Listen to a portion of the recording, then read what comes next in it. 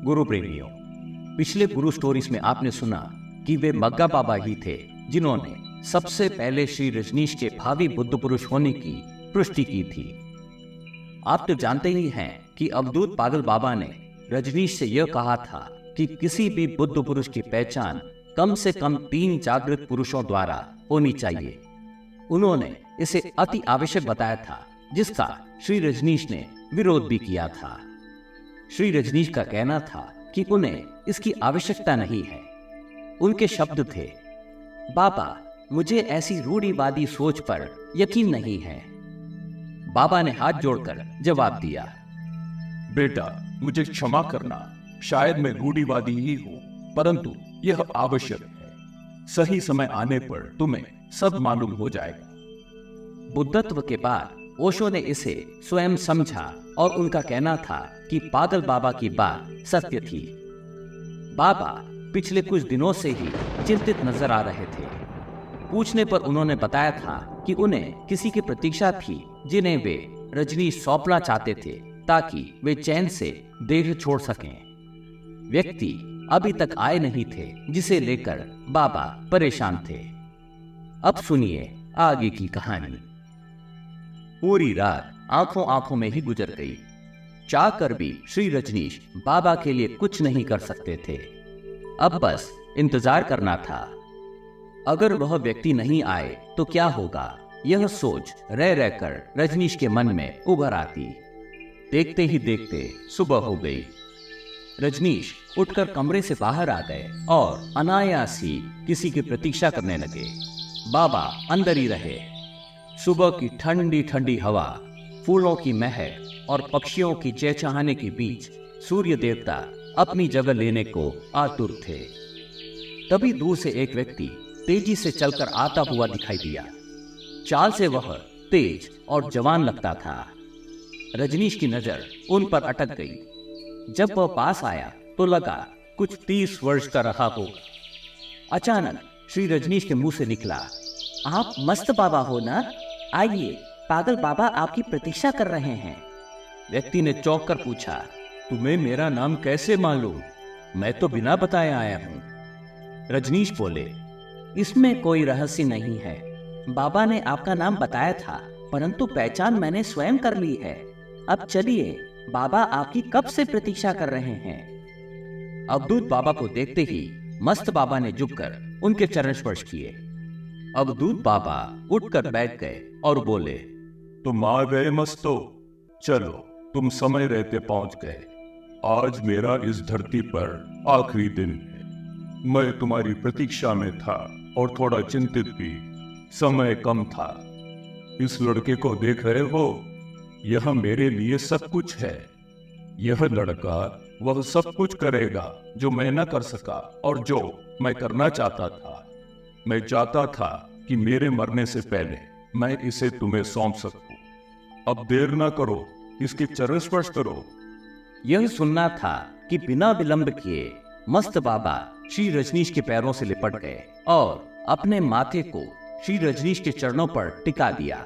उनकी आंखों से जर्जर आंसू बह रहे थे। मस्त बाबा के सुंदर काले केश थे जो जमीन पर बिखर गए थे। बाबा ने श्री रजनीश के चरणों को ऐसे पकड़ा था जैसे साक्षात परमात्मा मिल गए हों। श्री रजनीश बोले, बाबा अब बस भी करो, हो गया चरण स्पर्श। परंतु मस्त बाबा ने चरणों को पकड़े रखा। श्री रजनीश अवधूत बाबा की तरफ मुड़े, पर बाबा तो मुस्कुरा रहे थे। वे निश्चिंत नजर आ रहे थे। मस्त बाबा अभी भी चरणों को पकड़े हुए थे। काफी समय बीत गया। फिर मस्त बाबा बोले, मेरे लिए पागल बाबा ही सब कुछ हैं। अब वे देह त्याग रहे हैं। इसी क्षण से आप मेरे पागल बाबा हो। अब वे आपके रूप में जीवित रहेंगे। जब तक आप मुझे मस्तो कहकर ना पुकारेंगे, मैं आपके चरणों को नहीं छोड़ूंगा। मस्त बाबा श्री रजनीश से उम्र में बड़े थे। श्री रजनीश का उन्हें बाबा कहना सही लगता था, परंतु बाबा ने आग्रह किया था कि वे उन्हें मस्तो कहकर पुकारे। अंततः रजनीश को कहना ही पड़ा, अच्छा मस्तो, अब पैर छोड़ो और उठो। मस्तो बोले, मुझे क्षमा करना, पर कृपया 3 बार कहिए। रजनीश बोले, मस्तो मस्तो मस्तो, अब मेहरबानी करके मेरे पैर छोड़ दो तो कुछ बातें हों। तीनों जोरों से हंस दिए। ओशो कहते हैं, हंसी के साथ ही उस क्षण ने तीनों को अटूट बंधन में बांध दिया। इसी बीच पागल बाबा का देह क्षीण होता जा रहा था। मस्तो बाबा अचानक रजनीश की तरफ मुड़े और बोले, अब मेरे लिए बस तुम ही हो। सच तो यह है कि बाबा सिर्फ मेरे लिए रुके थे, अन्यथा उनका अंत तो 3 दिन पहले ही होना था। बाबा ने अपनी योग तपस्या के बल पर अपने आप को जीवित रखा ताकि हम दोनों का परिचय करा सके। बाबा के प्राण बस इसीलिए अटके थे, परंतु यह सिर्फ तुम्हारे लिए ही नहीं, मेरे लिए भी अति आवश्यक था। अब यह कार्य पूरा हुआ। यह कहते हुए एक बार पुनः उन्होंने दोनों के चरण स्पर्श किए और चले गए। श्री रजनीश अवधूत पागल बाबा को देख रहे थे। लगता था उनकी प्राण ऊर्जा क्षीण हो रही है। तभी रजनीश बोले, बाबा, मस्तों के आने के बाद आप कितने खुश हैं। उनके आने से पहले आप कितने चिंतित थे। तभी बाबा बीच में ही बोल पड़े, रजनीश, मुझे क्षमा करना। यह एक पुरानी परंपरा है। शायद एक दिन तुम इसे पूर्णता से समझ सकोगे, परंतु अभी यह समय तर्क करने का नहीं है। वैसे भी जिस तरीके से तुम तर्क करते हो ना, वह मुझे बहुत पसंद है, परंतु मेरे पास ज्यादा समय नहीं है बेटा। मुझे संतोष है कि तुम दोनों में मित्रता बन गई और तुम्हारा मिलन इतना प्रेम पूर्ण था। हाँ, पर याद रहे, उसे कभी मस्त ना कहना, वह बुरा मान जाएगा। उसे मस्तो ही कहना। हाँ, यही सही होगा। अवधूत पागल बाबा ने उसी दिन देह त्याग दिया। बाबा हंसते हंसते संसार से विदा हो गए। जाते जाते वे वो कर गए जिसके लिए पूरा ब्रह्मांड उनका हमेशा ऋणी रहेगा। ओशो कहते हैं, पागल बाबा ने मेरे लिए जो किया वह कोई और नहीं कर सकता। मैं एक नटखट बालक था और मेरे साथ टिकना हर किसी की बस की बात न थी।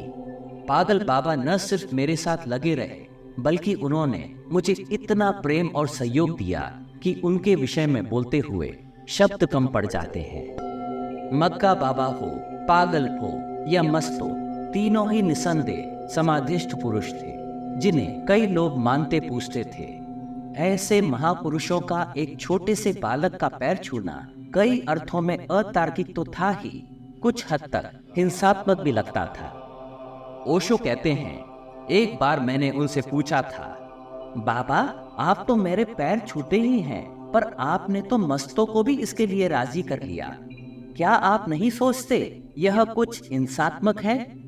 बाबा का जवाब था, नहीं, बिल्कुल नहीं। वर्तमान को भविष्य के प्रति अर्पित होना ही चाहिए, और अगर एक संबुद्ध व्यक्ति भविष्य ना देख सके तो वह संबुद्ध ही नहीं है।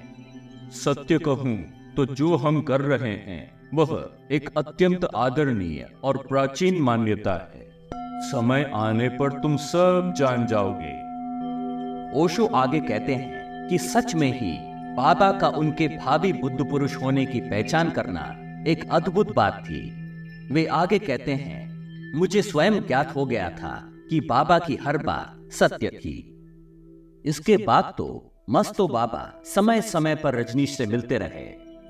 ओशो कहते हैं, जब मैं उन दिनों को याद करता हूं तो लगता है मेरे जीवन की घटनाएं पूर्व निर्धारित योजना के अनुसार ठीक ही घटती रहीं, अन्यथा अकारण ही मुझे क्यों लोगों ने इतना प्रेम और सम्मान दिया। तब तो मैं एक असंबुद्ध बालक ही था।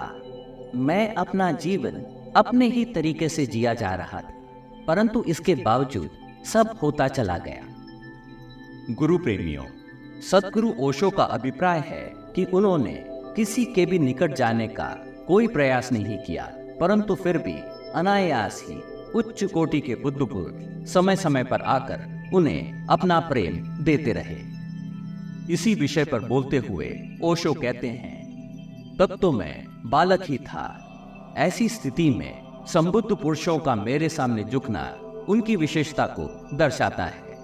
मस्तो बाबा को याद करते हुए वे कहते हैं, मस्तो तो पागल से भी कहीं बढ़कर थे। वे सही अर्थों में राजा थे। सबसे पहले उन्होंने ही मुझे भगवान शब्द कहकर पुकारा था।